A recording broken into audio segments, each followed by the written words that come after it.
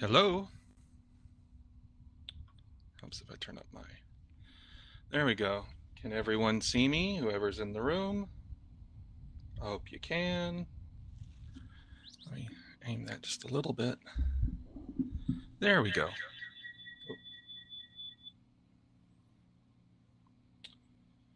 And we're going to do over here a screen share. Allow.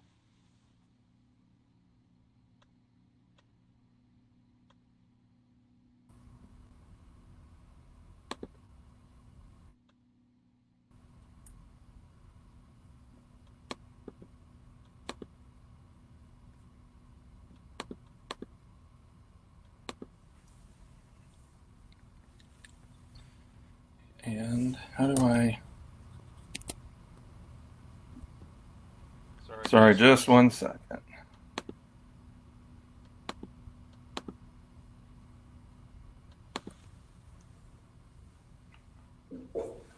Well, how does one kill the video?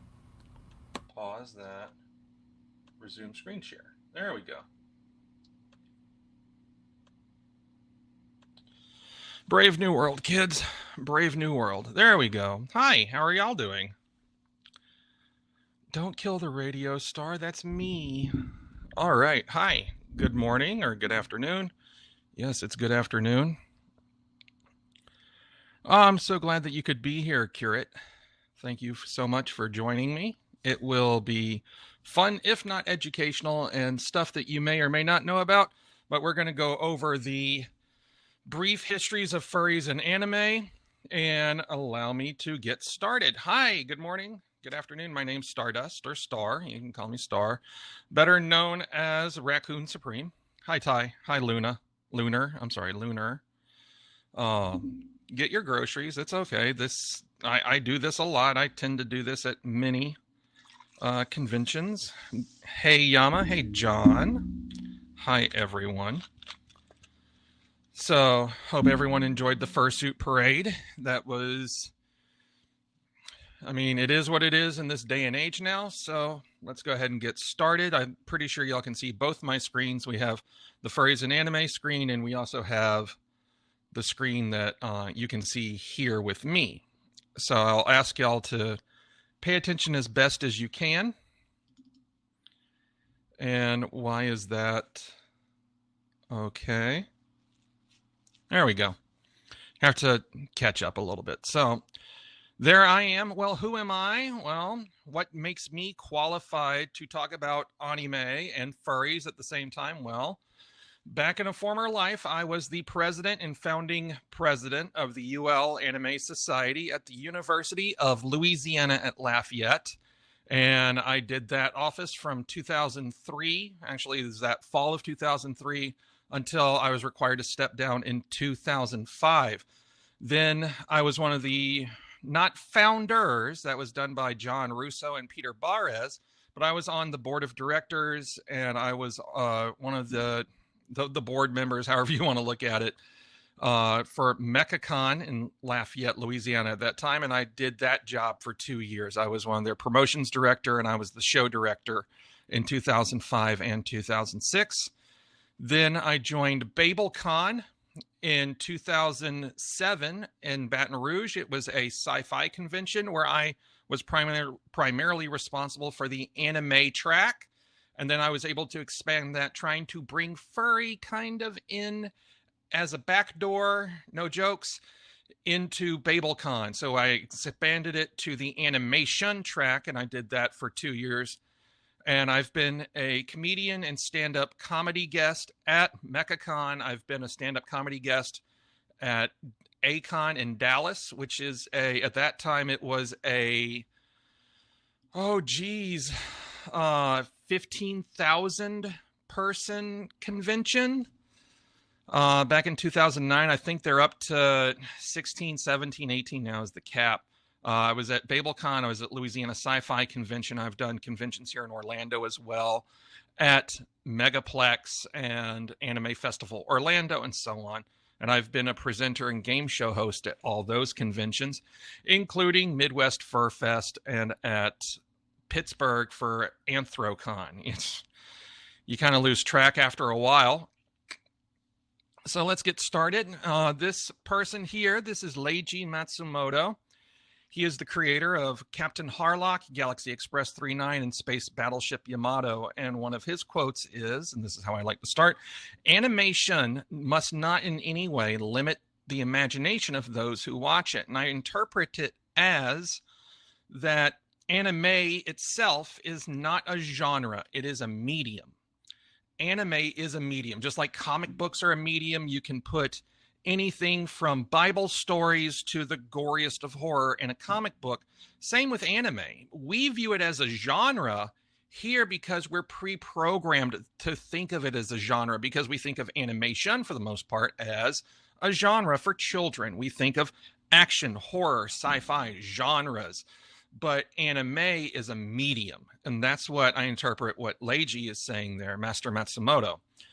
And if you ever get the opportunity to see Captain Harlock or Galaxy Express, those are fantastic, fantastic, not only manga, but also animes themselves. Galaxy Express is one of my favorites. Now, I know you're asking, why should I care about anime? And if you're here, you must care already, because, and here we go. Well, I'm supposed to have a slide here with audio, but I don't have audio, so we're just going to skip that. And skip the quick little video I'm supposed to have. And I know what you're asking. Where's Legoshi, Shiru, and Haida? Yep. So let's just get this out of the way, because this is what I think is bringing a lot of people now into anime. And I've been proud to say I've been doing this particular panel now for a few years before Haida was a thing. So let's just get this out of the way. There's Legoshi. Wait for it to catch up on my screen so everyone sees him. Hang on.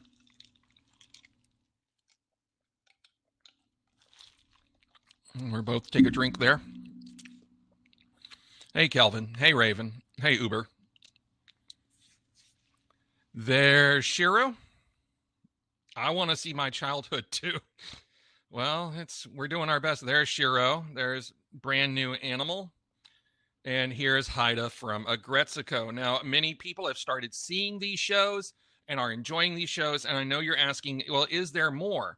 And if you've noticed, Agretsuko, BNA, and Beastars are completely different in genre and tone, because Beastars is what we call a slice of life with action twist. BNA is a straight up kind of action comedy, whereas Agretsuko is just straight comedy. So again, it's a genre. It's a medium. It's not a genre. Those are the genres there and in of there too. So these are great examples of how different genres exist within a medium. So why should I care? And I'm going to wait for Agretsuko to pop up on my screen. That way I know it's everywhere out there for you. And come on, honey, where are you? Oh, I've got 35 people watching me. Holy cow. All right, hang on. Try this. There we go. Oh, skipped ahead too far. No, God, dog it. I'm still, we just redid the whole PowerPoint. Hey, hi, Rhino. How are you doing? There we go. There's Agretsuko. Anime is a medium. Furry is a subset of anime. With furry anime, you also get to experience new stories from the standpoint of someone else, through someone else's culture. You can see that through Boko, obviously. And you get to enrich your knowledge base here with us to do this all. So it's fun. It's fantastic. And it's really something fun to do. And again, it's a genre. It's a medium. It's not a genre. It's a medium. And while furry itself is also not considered a genre, we consider a genre because of who we are. Furry is just another vessel through which the stories are told. So, but first, what is anime then? You keep saying it's a medium, it's a medium, it's a medium. Let's go through some of the Hang on, I'm just speeding ahead my my PowerPoint here. There we go. There's Akira, for those of you that know Akira. What is anime? Well, anime is gritty. We think of it as ultra violent thanks to Dragon Ball and Akira and Ghost in the Shell. We also think of it as poetic because of the way that characters move and that they're designed. We think of maybe a long series like something like Evangelion, or even longer than that, longer than 26 episodes. We think of something like One Piece or Dragon Ball that's gone on for hundreds of episodes. We think it's expensive because if you've ever been to Best Buy or back in the day Suncoast, it was $30 for 3 episodes, so $10 an episode. We also think of it kind of as, of course, hentai or something a little bit perverted. We think of, naturally, that's one of the first thoughts that comes to mind. Giant robots, of course, and that's one of my loves is giant robots. There's always the subtitle dub debate. In fact, those of you that saw the Fursonas documentary might have seen that Furry got its start with anime conventions at meetings and meetups where they didn't have dubs back in the day. We had, in those days, you had a tape that was a PAL tape, or it's not NTSC from overseas. I think it's PAL from Japan, and you had to have a PAL player and figure out a way to make it work. Of course, think of guns, and we think of epitomously Dragon Ball. Anime actually is, for me, it's a medium that is used to present stories and ideas.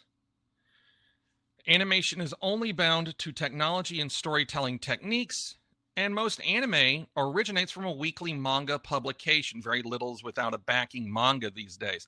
And we'll get to some of the terms and definitions in a moment for those of you that don't know, but manga is Japanese for comic book. And in Japan, comics are kind of supreme. Everyone, literally everyone from a child that can barely read, but they can look at the pictures, to grandma is reading a comic book. It's a cultural thing there. It's not reserved just for nerds in their basement eating Cheetos.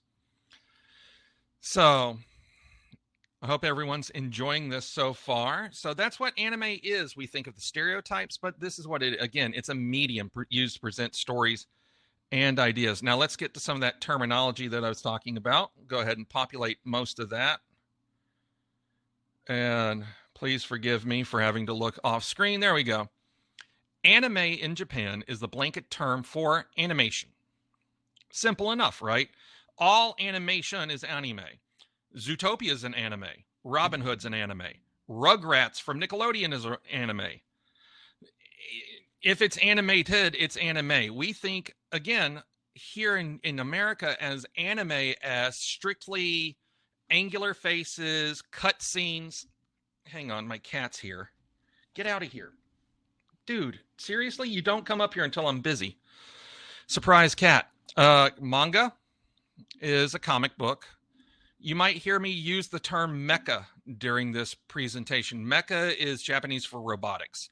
And that's usually in reference to large-scale things like Gundam, Patlabor, Macross, or you might hear it in America as Robotech. So that's what a mecha is. It's usually a giant robot. There is a kemono, not kimono, ke. The E sound is usually pronounced as an A.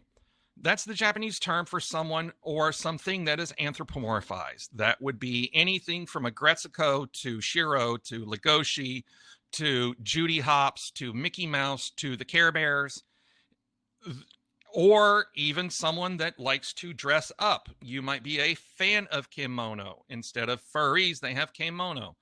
A kimono is the Japanese robe. You might hear me say the term otaku. Literally translated, that is a house. You live in an otaku. The slang term is usually reserved for someone who is hyper obsessed. That is the one thing that they can think about from morning to evening. When the moment they get up, they live for that one thing. They die for that one thing. And there are military otaku. There are mecha otaku. There are kimono otaku. And that's what they do. And they go to their job, and the moment they get home, they do whatever it is that they enjoy. And usually it also bleeds into their private lives. No, well, Raven, technically otaku is a weeb. And that's the extreme version of a weeaboo. And for those of you that don't know, weeaboo is the American derogatory term for a fan of anime. But in America, we reserve this term for a person who enjoys Japanese animation or animation from that part of the world: China, Korea, Japan, Vietnam, those places. You might hear me refer to an OVA, original video animation. That's Japanese for direct to video, and it's not as sinister as it sounds. When we think of direct to video, we think usually Lion King 1.5. It's not that bad. One of my favorite animes, in fact, was a OVA, and it's called Bubblegum Crisis. They couldn't air it on television, not because of the content or the violence factor. None of that factors in. It just was more economical to release it direct to video. Where if you were in Japan in 1983 when Bubblegum Crisis came out, you paid $100 for one 40-minute episode. That was it. You got one episode every like 3 to 5 months, and you paid $100 an episode. 8 episodes total, you paid almost $1,000 for one complete series. 8 episodes in total of Bubblegum Crisis. And you might also hear me throw around the term SD or super deformed. That is not a derogatory term. That is a term for a style of animation. You might also hear it as chibi. I prefer SD or super deformed. It's exaggerated features like stubby small body, stubby small hands, large head. And the best example I can give is Mobile Suit Gundam SD. So, good luck on that one. Populate the next screen. Here we have a secret furry. I know that sounds crazy, but we're going to take a moment before, as we start delving into it. I want to talk about Osamu Tezuka, the god of anime. Osamu Tezuka, wait for my screen to populate here. Why is it not populating? There we go. Come on. Do I have to wake it up? Click twice to minimize screen. I don't want to minimize the screen. Come on. Why are you not updating? The joys of waiting for stuff to catch up. Hang on. There we go. There we go. And there's Boko. Boko from The Amazing 3, who you may have seen online or drawn as fan art. Osamu Tezuka is what we refer to in the anime community as the god of manga. In the 1940s, and we're going to get into a little bit of history, and some of it is what we call unfortunate history, which it is. It's tragic, it's unfortunate, but without those unfortunate circumstances, we don't get to the fun parts today. We, through trouble and strife, we get to the peaks and valleys of joy. Osamu Tezuka was born in 1928, died in 1989. The god of manga. He created the look and the style of what is to be today. I don't want to get ahead of myself. 1945, at the end of the Second World War in Japan, on the Japanese front, Japan is in ruins. It's occupied by Americans. There is no entertainment. And the easiest form of entertainment to publish, and publish swiftly, is comic books. And you get comic books, and you can print hundreds of those a day. And Tezuka started drawing comic books, and he drew Astro Boy. He drew something called Jungle Emperor Leo, which we know as today as Kimba the White Lion, who is not related to Simba the Lion from Disney's The Lion King. He did Boggy, a Monster of Mighty Nature, which is an essay towards the anti-science of genetic engineering. At that time in the 70s, 80s, there was a lot of genetic engineering in Japan. They were trying to combine not only vegetables together genetically, they were mixing mice DNA with human DNA. They were mixing chimpanzee DNA with human DNA. And Boggy was a direct correlation to that. He's also what I like to call a secret furry.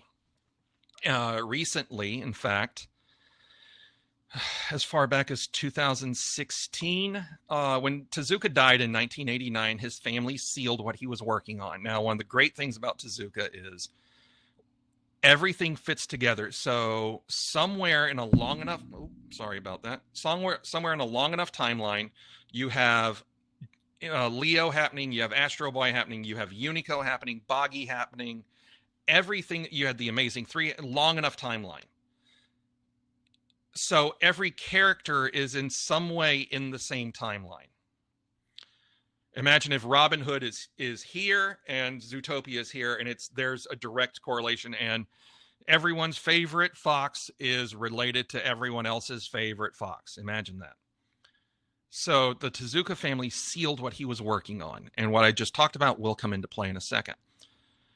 Back in the mid 2010s, the family unsealed everything, and every character Tezuka ever created has a name. Every person Tezuka worked on has a name. They have a place, they have a series, they have a reason to exist.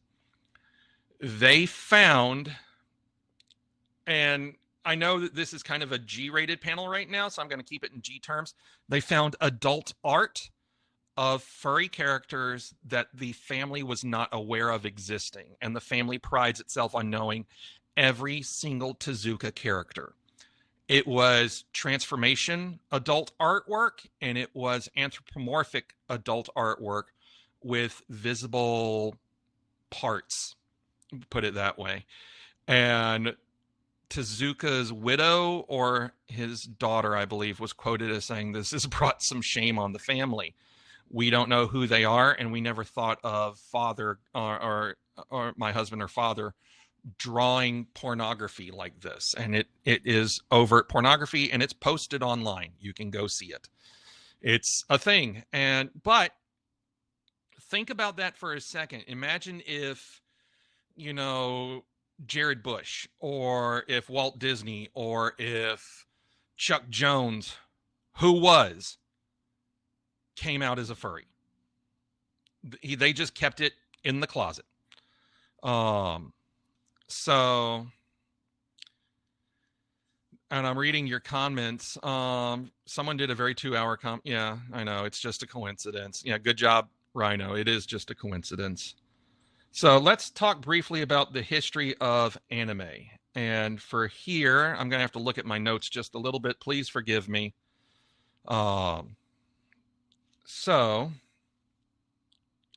Wait, hang on. Let me do this. Because I have my notes on the big screen too. That way I look like I'm a consummate professional. How cool is that? And I don't have to worry about what it is that y'all are seeing. All right, so let's talk about the 1945, just briefly again. And we're going to talk about 1945, the war ends. At the end of World War II, Japan is in ruins, and the American occupation of Japan has begun, as well as the restoration of China and Korea and the upsets of those countries. Because Americans are in Japan at this time, we have to entertain them. We have to find some way our troops overseas, and the easiest way of doing that was to send them American movies and American cartoons, and it was also a way of entertaining the locals. So we sent Disney movies to Japan. We sent Betty Boop, Popeye, everyone that we could, Bosco, Mickey Mouse cartoons, Bugs Bunny, all of them went over there. And this is how other forms of entertainment hit the occupational forces. And soon the Japanese comic book artists like Tezuka are mimicking the Disney style. In fact, Betty Boop is the great grandmother of all anime. And if you look at Betty Boop, you'll see that she's got really big eyes and a really kind of large head and a small, petite, albeit somewhat sexualized body. Surprise! She's the heavy inspiration for how these cartoon figures are drawn. And this is where we get Tezuka really starting his stuff. And then in the 1950s, we have occupational Japan.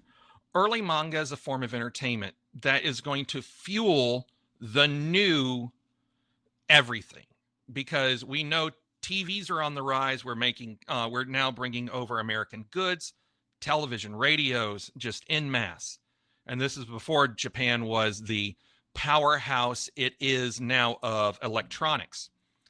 So in the 50s, we're going to take comic books that have been being printed out regularly now as storyboards for new cartoons, because it's a sure bet. Oh, this thing called Astro Boy did incredibly well.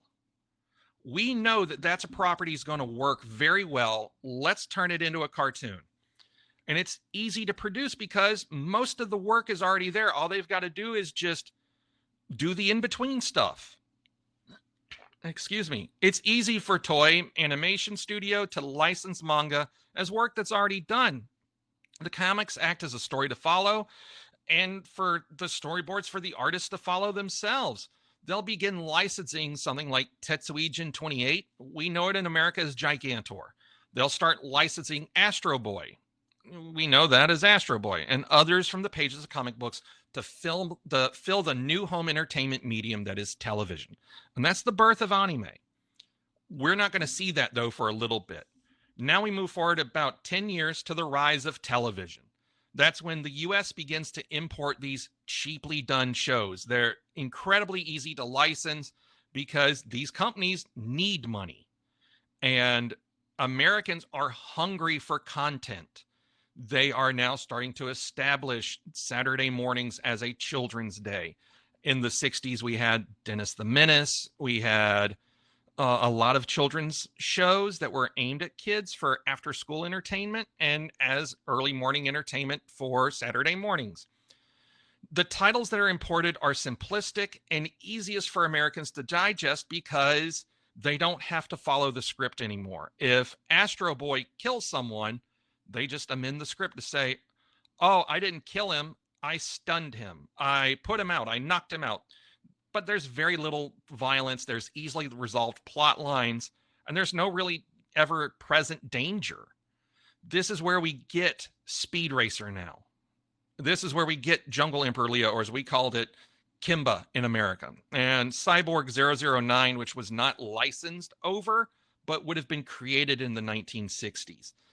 And again, these aren't, watch Speed Racer. At no point is Speed ever in danger. As a child, you thought it was because they said he was. His little brother that always stowed away in the back, in the trunk of the Mach 5 was never in danger. I know, Ty, it's kind of, I'm trying to simplify stuff. I mean, I'm always open for questions privately. You can reach me at askaraccoon.com or askaraccoon@gmail.com if you need to talk to me privately outside of this. Let's go forward just a little bit now. Like I said, I don't want to, I've got very little time to talk about everything that's going on. There we go. Populate that. In the 1970s, series for Japan are now very easy to come by. We know that is kind of a place where things are already done. All we got to do is just switch out voices. And hey, Tony Ringtail. Hey, Cranston. How you doing? Secret.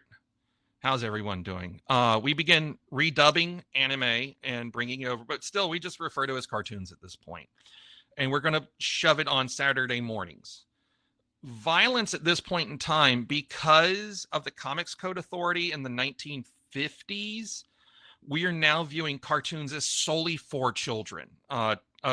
Religious parents did not appreciate some of the things that were happening. And I'm not talking about like Batman or anything like that. I'm talking about some of the cartoons. And it was the religious right that kind of forced the Comics Code so that the comics creators had to police themselves. Therefore, cartoons in America are strictly for children because that's how we saw it, because they could buy it. And I'm not going to get into that debate. That's a whole thing. So violence is rewritten, and I'm going to pick on space I'm going to tick on Science Ninja Team Gotcha Man for a second, which here was Battle of the Planets. Scripts are rewritten so that children fighting, and that sounds weird, but children are no longer children. They are robots or cyborgs or aliens that look like children. So, and this also goes for the villains as well. And Science Ninja Team Gotcha Man's a very great example of this. But it's becoming commonplace now to exclude the original scripts in favor of rewriting franchises to fit our needs. In Science Ninja Team Gotcha Man, again, Battle of the Planets, Jinpei becomes Kiop. Jinpei was I believe, an 8 or a 9-year-old, maybe 10 years old, who was, I think he was the Merlin. For those of you who don't know Gotcha Man, 5 secret agents become super powered crime fighting. This was kind of the beginning of the Henshin superhero uniform types. And there was a kid on the show that became the Merlin. And they could fly and beat up bad guys. And the bad guys, if you want to watch it, were all humans that wore bell-bottom jeans. Surprise. We say sparrow in America, but Tony, but in Japan, he was a Merlin. He was a tiniest, they referred to him as the tiniest hawk of them all. But he became a cyborg because we didn't want children going out and replicating what he had done. Now, just remember, in the 70s, just 10 years prior, we had Tom and Jerry knocking the ever-loving crap out of each other with hammers and anvils and rakes.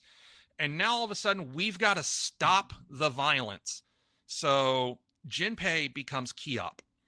And so much violence and so much not sexual material, but stuff that could be considered sexual, such as the bad guy who was, and I'm not opening a debate, I'm not doing anything. The villain was transsexual. It was he was, she was, they were hermaphroditic, for lack of a better. So in America, the bad guy just becomes the male bad guy, and we don't really address why that bad guy is wearing lipstick. So much is edited out of Gotcha Man, Battle of the Planets, that they had to create a character as filler called 7 Zark 7, who's voiced by Alan Young, who would become, later on in life, Scrooge McDuck, but it was also previously in the 50s, Wilbur from Mr. Ed. You'll see that the Yamato in Space Battleship Yamato, because the Second World War is still so fresh in our minds, we renamed it the Argo. And Sandy Frank has a lot to do with this, with the heavy censorship and comic relief to fill abbreviated runtimes for these series that he brought over. So we have Battle of the Planets, which was Science Ninja Team Gotcha Man, which is the greatest title of all time, and Space Battleship Yamato, which in America became the Star Blazers. In the 1980s, we start now referring to it as Japanimation, because in the late 70s, like was previously said in Ash Coyote's documentary along with Chip Fox, that we have these people bringing over anime from Japan with literal translations, and they're just following along with scripts at anime meetings. And then, eventually they're going to start doing stuff and creating companies, but that's later on. So in the 1980s, titles and the scripts are just, it's commonplace. And we really refer to this now as Carl Maysheking. Carl Mayshek, also known as the Butcher of Anime, unfortunately. And I've worked with Carl when I was working at anime conventions. He was fantastic to know, fantastic to talk to, a world of wealth of knowledge. Carl was super cool. And Carl is really the reason why we have anime as anime now. Correct, Uber. He gets a really bad rap, and he didn't earn it. So this leads to butchering. Learning from the Transformers movie in the 1980s, characters don't die anymore. Because remember, Optimus died. So when Voltron came out, also known as in Japan as Go Lion, Go being, side note, for those of you that love Speed Racer, you ever wonder why he has a G on his chest? Because his real name's Go. The theme song, and the Japanese love puns, so the theme song in Japan for Speed Racer is called Go, Go, Go, meaning go, like that way, forward, go, Mach 5, because 5 is go, go, go, go, go, go, go Mach 5, go, go. The name of the character, not speed, but the name of the character. Go Lion, 5 lions come together and form one huge mecha. There's an episode in Voltron where Sven does a duel with Prince Lotor, the evil prince of the planet Doom. And for those of you that don't know, and again, I have a video in my PowerPoint somewhere of that scene where Sven loses and the camera pans off to the side and you see his sword come flying down and there's a piece of cloth attached to it. And you hear Lance or Keith, I think it's Keith, say, "It's okay, Sven. Here comes the space ambulance to take you to Space Hospital. Everything's good." And we don't see Sven again until his twin brother shows up in the anime series. But they rewrite it as Sven's back. And that's how we get Princess Allura as Pilot of the Blue Lion. However, getting back to Carl, we change all this in 1985. It's fantastic. And again, you're wondering, well, where's the furries? Well, we got to get through some stuff to get to the furries. 1985, we produce Robotech. Robotech changes stuff. Carl Mashik, where he earned the title Butcher of Anime, took 3 series. Macross, Super Dimensional Fortress Macross, Super Dimensional Cavalry Southern Cross, and Genesis Climber Mospedia, 3 separate series, kept the script, changed the names so that everyone's innocent. And yes, I know, right? 5 raccoons come together to make one huge dumpster, Tony. That would be fantastic. And rewrites all these separate series to be one story arc, including death, to the point where characters die. And this is the first on-screen recorded death in a children's television show. A character dies, full on dies. He sits down on I'm not going to go into the whole thing. You can talk to me afterwards or email me if you want to talk about Robotech. But the character dies and it's an on-screen death, and they talk about it. We also keep the romance between Rick Hunter and Lisa Hayes in the series. In fact, talking with Carl and talking with my friends that are at Harmony Gold, Harmony Gold produced a children's girls line of toys for little girls, because if you look at the books and look at the ratings, just as many, if not just a little bit more, girls were watching Robotech. How fantastic is that? The titles we're going to get out of this, and this is where we really start kind of seeing the furry titles. Adventures of the Little Koala, done by Toei Animation. We had the Noozles, done by Toei Animation. We also had a rewrite of Battle of the Planets into G-Force. We had Robotech, we had Voltron, and that's kind of where my furry anime starts, is with Voltron. Because, again, five lions, and for briefly I was a lion.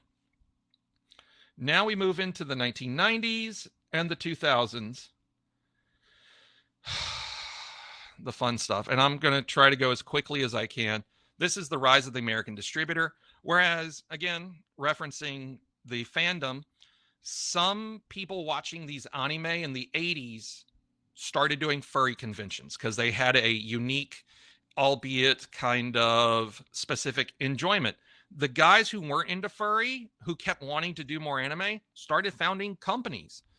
Companies that by the late 80s were founded from anime clubs at universities and with Japanese-speaking students. Not Japanese students, but Japanese-speaking students. These students will begin circulating tapes with scripts of unedited TV shows direct from Japan. And clubs are formed to see these uncensored things. Because again, censorship is different in Japan than it is here. So to see a fully formed breast on a woman with nipples is not a problem. They don't see that as a problem. It's the act of, I'm not going to get into that. This is the birth of furry subculture, too, from people like Mike Merlino and his friends in California. These former club members, some of them are going to go on and purchase to distribute Japanimation. They've seen what Carl did with Robotech, and they said, well, it can't be that hard. He did it. However, these new Japanimation scripts will be true to form. They're going to feature graphic violence, nudity, profanity, abstract ideas. And this is where we get things like Rama 1/2. That's while it's mild and comedic, features sparse nudity and plot devices for effect. It's what we call a gender comedy about a boy, for those of you with the TF fetish, about a boy who, when doused, becomes a girl. Doused with cold water, becomes a female. Rama's dad, and this did a number to me when I was a lot younger. Rama's dad, when he's doused with cold water, becomes a giant panda. And out of the 90s, we're going to get Ranma 1/2. We're going to get Irresponsible Captain Tyler. We're going to get Samurai Pizza Cats, or it's known as in Japan, Kiyata Nidian Teande. We're going to get Akira, Ghost in the Shell, and then all-purpose cultural cat girl, Nuku Nuku. Good luck with that one. Oh, I love Captain Tyler. Yeah, they all have nudity to some point. You just got to know where to look, Tony. Although you would be the one to know that. In the 2000s, us in the anime business, or the anime fandom, that is one of my fandoms, we have what's called the bubble form. The bubble forms when merchandise houses like Suncoast Video and FYE and Best Buy begin to purchase and distribute large amounts of anime, artificially inflating the demand. These companies then begin advertising anime as adult and mature titles. In response to companies who license this content, the license, they just keep buying more and more. So the ADV Films and Manga Entertainment and Funimation just go on shopping sprees, buying whatever they can. Suncoast and Blockbuster treat anime as an adult title. Again, Bubblegum Crisis, not for children. Ranma 1/2, really not for kids, unless you're like really, really liberal and you don't mind your kid seeing a naked woman for all of a few seconds. But this is what causes anime to be viewed as an adult entertainment. Think about us as furries when we have to start answering those questions. And you know what questions I'm talking about. From the 2000s, we're going to license titles from the 90s like Mobile Suit Gundam, Digimon, Pokemon, and one of my favorites, Neon Genesis Evangelion. We also have in the 2000s fan subs and the bubble popping. So fan subs, for those of you that don't know, English-speaking people in Japan will upload anime and subtitle it for free, with sometimes usually just a few days turnaround. Once uploaded, these fan subs are freely distributed. And why should I purchase Evangelion when I've already downloaded it for free? You know? Hey, I potted down that time for that burp. I feel like a professional. So the fan subs we're going to get are things you may have heard of, like Hatalia, Death Note, Naruto. 2008, the bubble popped. Manga houses and anime distribution companies begin to fail after Suncoast and other resellers move away from anime or go out of business. Anime media rights purchasers go out of business. Now we have stuff like Sentai Films, formerly ADV, Funimation, but, and here's where we bridge back to Furry now, Hulu and Netflix are purchasing and distributing content like Brand New Animal, like Agretsuko, like Beastars. And again, all these also evolved from manga. So Sony has purchased Funimation, Netflix has Agretsuko, Beastars, BNA, and it just seems at this point we're trying to find as many Beast featured anime to keep Ben Diskin employed. So there's always that. And the modern titles we have are stuff like Attack on Titan, My Hero Academia, which is fantastic, Kill La Kill. Kill La Kill, the studio that did Kill La Kill, will also do BNA. And you can kind of see that in the way that it's animated. And of course, Beastars. And one of the fun things is Beastars was animated by Studio Orange, who also did all the animation for Star Fox Zero. So if you get to see the opportunity to see Star Fox Zero, then you'll see a very familiar style of animation. So now we're going to bridge back into the types of kimono. And I know you're going, types? What the hell do you mean? Well, we have, bring up the, there we go. And let it catch up. Come on. Who's a good computer? Who's a good computer that can do the thing? Come on. No. There we go.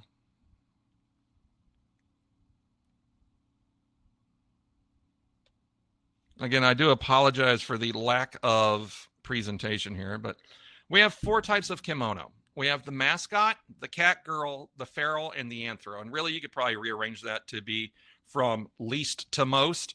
So it would be probably feral, mascot, cat girl, anthro, but we're going to go through that.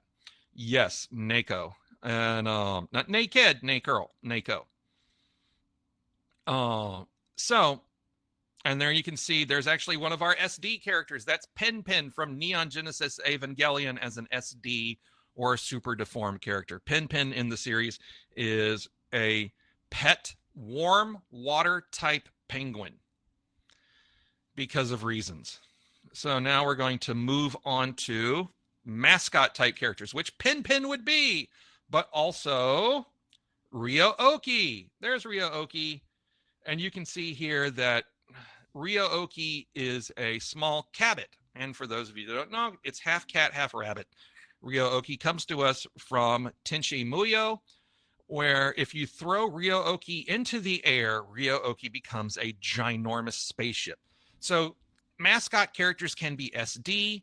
They can be magically gifted. Take like Luna from Sailor Moon, who does a backflip and farts out a wand. That sounds horrible.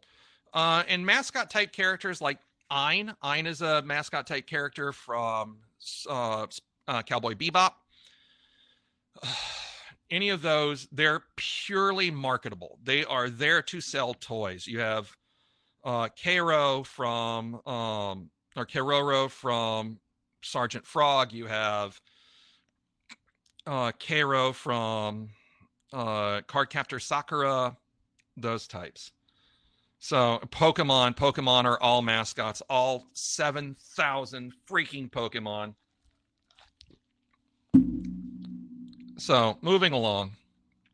Yeah, Minchi from Excel Saga. Thank you, Uber. I love Sergeant Frog. That is, as a Gundam fan, I sincerely enjoy Sergeant Frog, mainly because they hired the mech designer from Gundam to work on the show. So now we're going to move to cat girls. Who here loves cat girls? Cat girls are mainly human. They'll feature, all right, if anyone's recording it, I'm only going to do it once. They'll go, yeah, or ooh, or oh, or meow. There you go. Only going to do it once. That's a verbalization that they'll make to show that the hard drive is spinning up and they're thinking. And the cat girl we have featured on scene is Natsuki from the hard to find yet furry anime of Hyper Police. And if you've never seen Hyper Police, I suggest you go out and find it. It's fantastic. It is a world of Nekomimi or animal monsters, Kemono Mimi, animal monsters, where they're half werewolf, they're full dog. Tommy, look up Tommy from Hyper Police, Tommy from Hyper Police.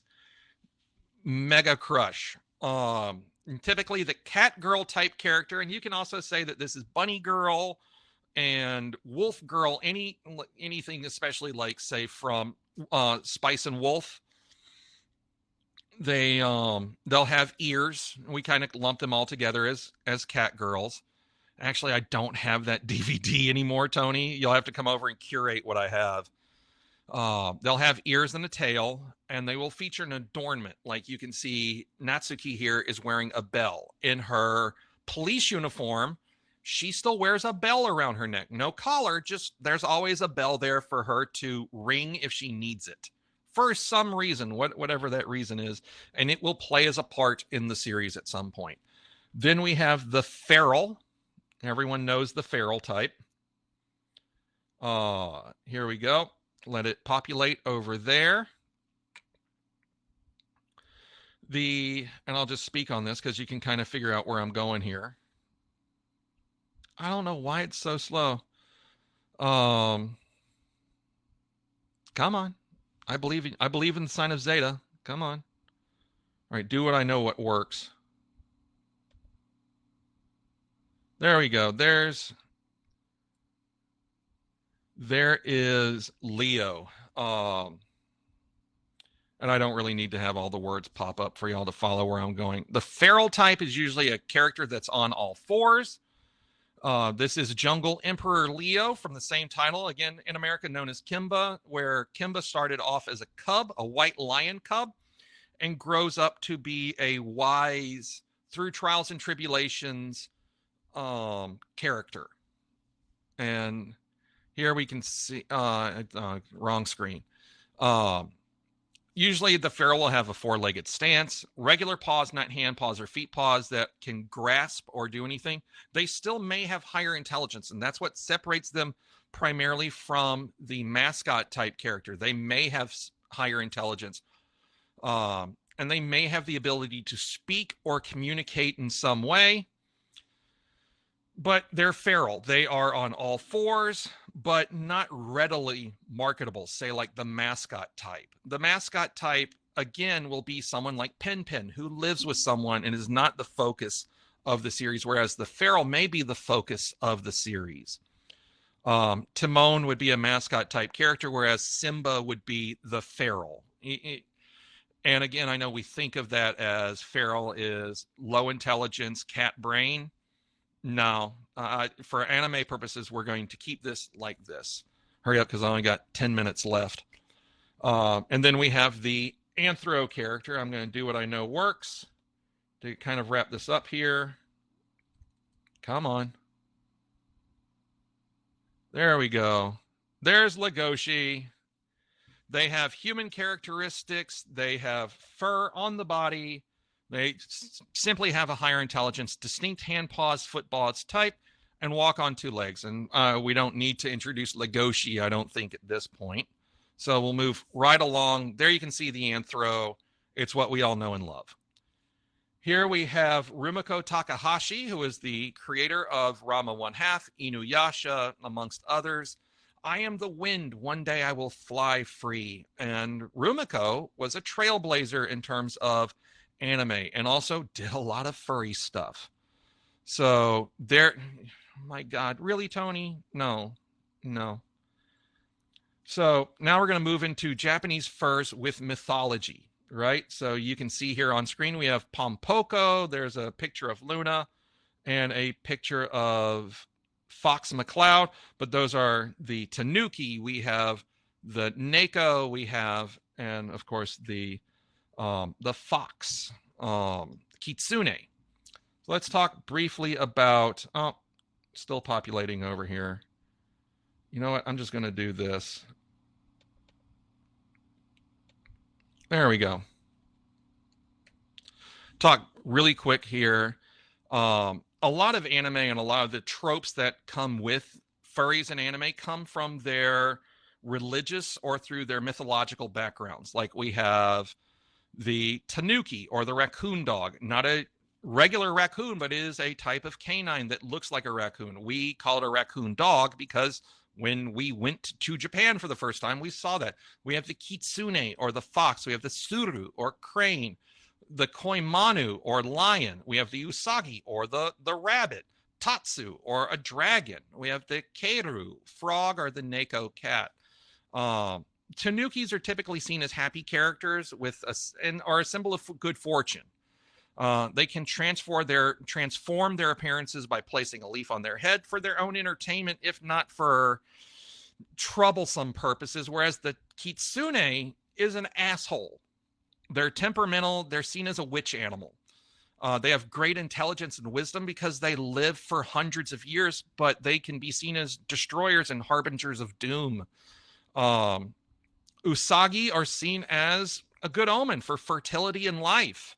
They, the Japanese myth is that rabbits came to us from the moon, and that they are seen as supernatural beings of peace. The lion, the Koimanu, is interpreted as a guardian or protector. A dragon is seen as a great power of wealth and a great physical strength. The Keiru is a symbol of the frog is a symbol of luck, and oftentimes are given to travelers to keep as lucky pets. And there are too many legends involving the Neko to list. There's times where there are malevolent spirits, murderous ghouls, but we've all seen the happy Neko, the welcoming Neko that holds a coin similar to Meowth that has a coin embedded in his head. They're the symbol of welcome and wealth. So there you have it. And we're briefly going to talk about just a few series real quick here to wrap up.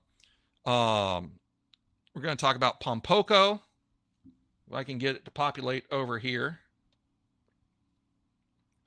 There we go. Pompoko. Pompoko was done in Japan by Studio Ghibli. Yes, they do have testicles, but that is part of their myth. That is part of the myth that the males will transform, taking powers from their genitals. And I'm not going to censor that because that is a cultural thing. We're going to talk very briefly now about Wolf Children. Wolf Children is an anime that you may or may not have seen or be aware of. Wolf Children is fantastic. Mamoru Hosoda worked on this movie. It's a movie from Funimation. I believe you can find it real cheap online. And it's fantastic. It's a follow-up to a movie called Summer Wars. It's filled with furry characters. This woman hooks up with a guy that can turn into a werewolf at will. And he can go from human to werewolf to full-on feral wolf with higher intelligence. It's beautifully designed. The series questions, once she has his babies, she has two, they make love and they have two children. The entirety of the film is, what does it mean to be a man or an animal? Can children choose their place in society? Can people grow beyond their expectations and be trusted with secrets? If you haven't seen this, like Pompoko, I love it. It's a great series. Please do watch it if you have the opportunity. And then we'll talk very briefly. So you kind of saw we went from something that was super comedic with Pompoko. It deals with, I'll let y'all, because I really got to hurry here, talk about Kyoto Nidian Teonde, Samurai Pizza Cats. The company that did it in Japan, it bombed hard. So they sent it to America, where America got to rewrite the whole of the script. In Japan, it was super serious. In America, it's just one long running gag, to the point they're making fun of Paul Lynde. They're making fun of, at that time, President Clinton. It's a super comedic series where they just kick the script out the window because Tatsunoko never sent the script to America. They lost it. It makes fun of Super Sentai, Power Rangers kind of stuff. To give you an idea, the bad guy, the Big Cheese in America, he's called the Big Cheese, is a rat, and in Japan he was a kitsune. Does anyone have any questions? Like I said, I kind of had to rush here to wrap it up so we could get to the end. I'm going to look at the chat. Does anyone have any questions or want to jump in? Again, I do apologize for having to kind of rush up here and hurry through this. Oh, thank you, everyone. Again, if you get the opportunity to see Pompoko, it's kind of preachy, but it's lighthearted, whereas Wolf Children is super, super serious, but super, super beautiful. And Wolf Children also has in front of it Summer Wars, which has human people, but they adopt furry avatars to go into the world of Oz, where everything is done online. But Wolf Children is wonderfully done. Mamoru Hosada that did it also did Beast and Boy, which is another furry series. He seems to kind of do a lot of furry stuff. So or The Boy and the Beast, if you get an opportunity to see these, please do. They're fantastic. I'm open to questions. Again, if you have questions or any feedback for me, you can email me at askaraccoon@gmail.com. Askaraccoon@gmail.com. You can find me online too on Telegram at Star Raccoon. Let me double check that, see what my name actually is, and then I'll get out of here for the next panel. How the hell do I find my name? Yeah. At Star Raccoon. That's how you reach me on the telegrams. So thank you very much for coming, everyone. Please enjoy the rest of your online Megaplex. And I'll see you all hopefully real soon in person. Until then, keep your stick on the ice.